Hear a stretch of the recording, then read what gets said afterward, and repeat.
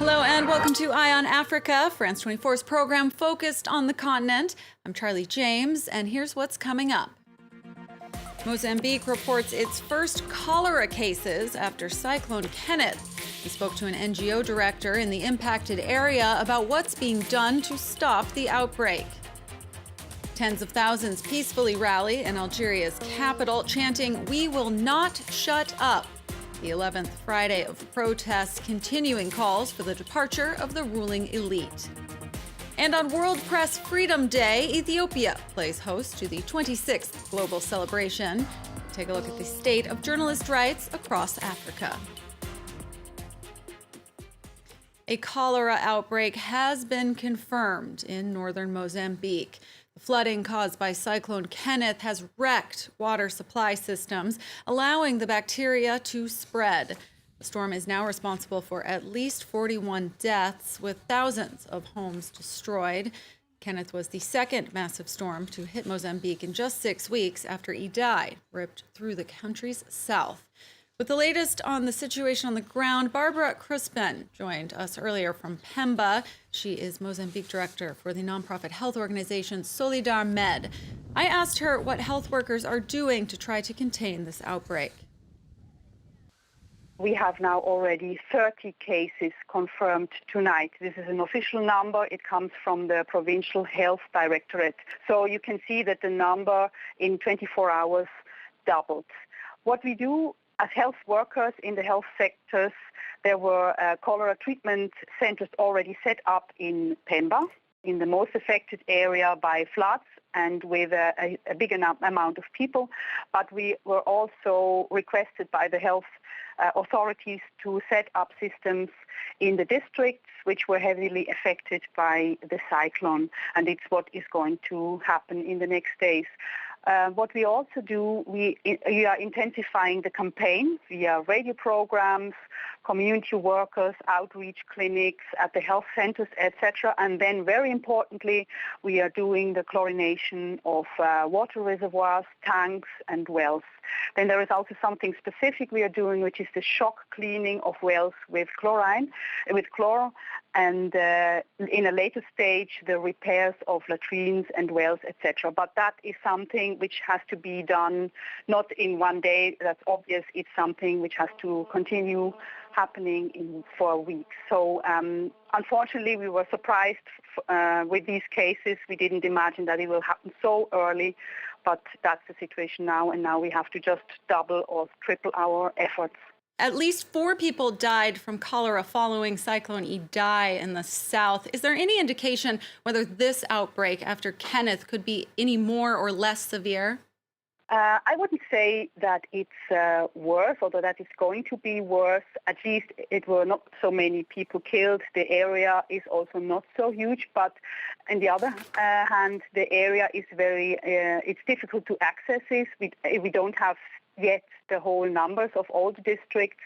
There are still areas flooded, roads and bridges swept away, so we will still have to have more information on the real numbers.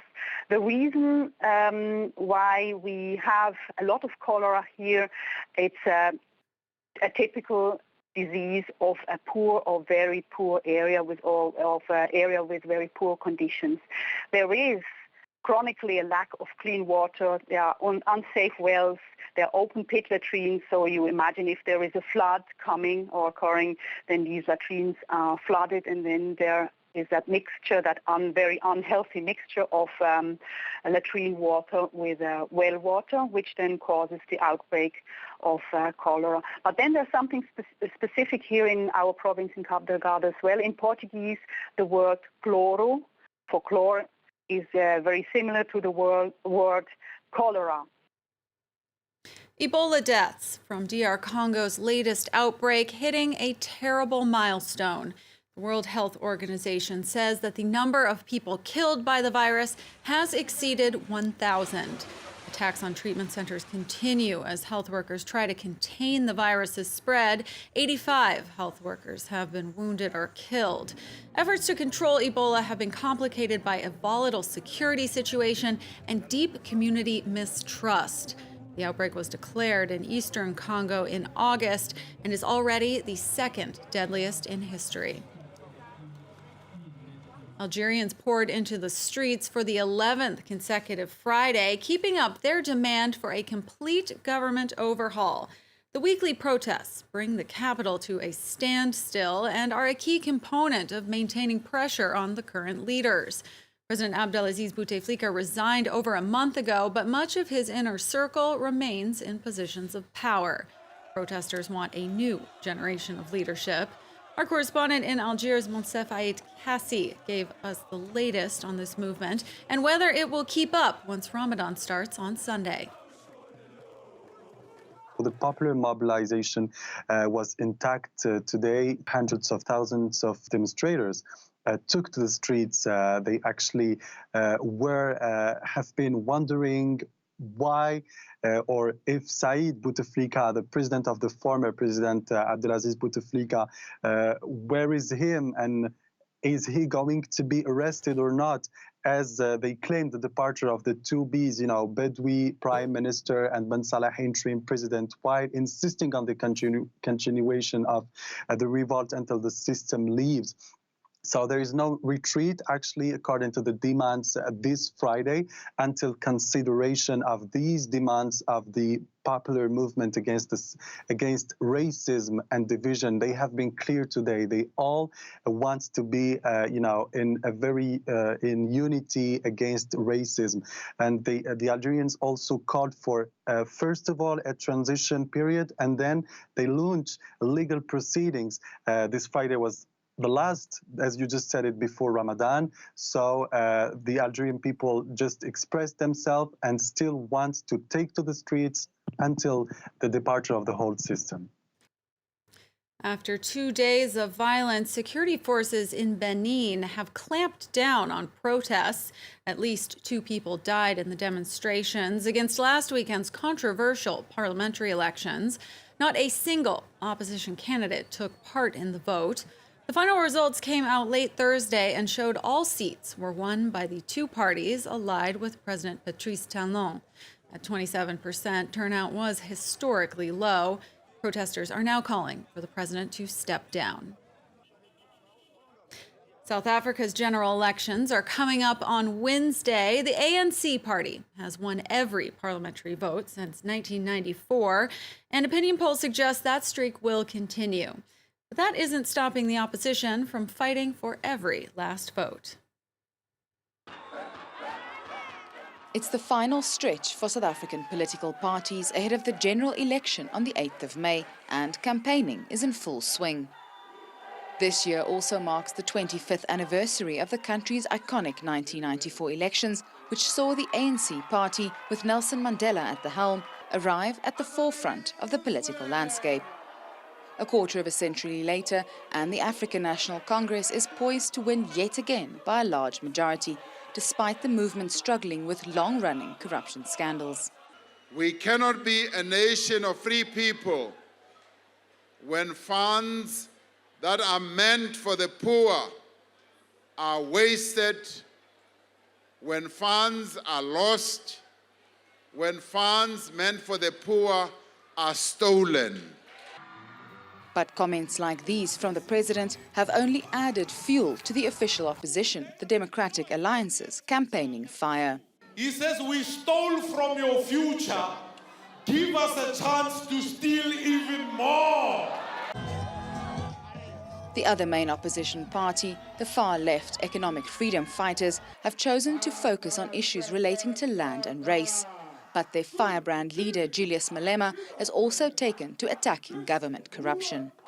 There's too much money in South Africa. It's wasted by politicians. Let's save money. What do you want to do with that money, Malema? I want to give those grannies. I want to give the children that money removed from the pockets of politicians. For the last 25 years, the ANC, the party that brought an end to apartheid, has never really been challenged at the polls. But it has also never been as tainted by controversy and corruption as it has been over the last few years. Paired with the risk of a low voter turnout, the true impact of this will only be seen as results start to trickle in after the 8th of May.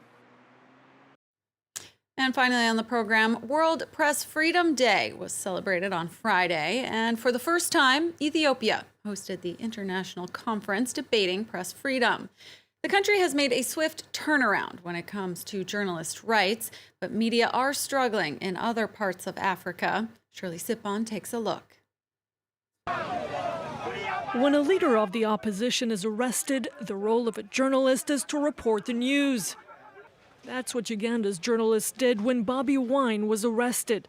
But then authorities told 13 radio and TV stations that reported on the arrest to fire their editors, producers, and heads of programming. We needed these people who are in charge of programming in these institutions to step aside, allow for investigation to happen without interference.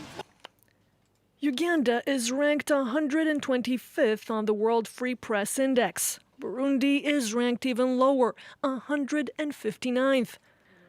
Authorities there banned international stations, Voice of America and the BBC, for reporting about secret intelligence centers where people were tortured.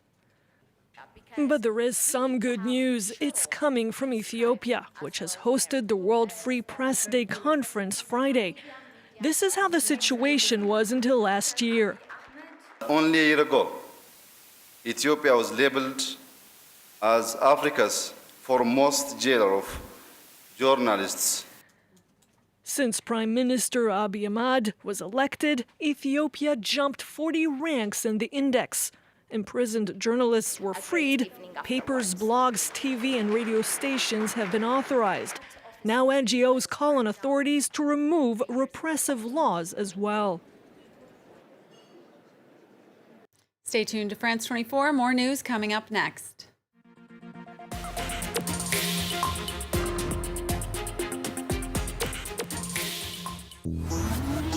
Japan's southern cluster of islands was the theatre of some of World War II's bloodiest fighting. The Battle of Okinawa alone lasted 82 days and left over 200,000 casualties. Today, continued US military presence on the island is a constant reminder of the past. Many Okinawans want American troops to leave, but the Japanese government wants to consolidate them on a single giant base. Critics say this will strengthen US presence and pose a major threat to the carefully preserved environment. The relocation of the US military on Okinawa, all this week on France 24.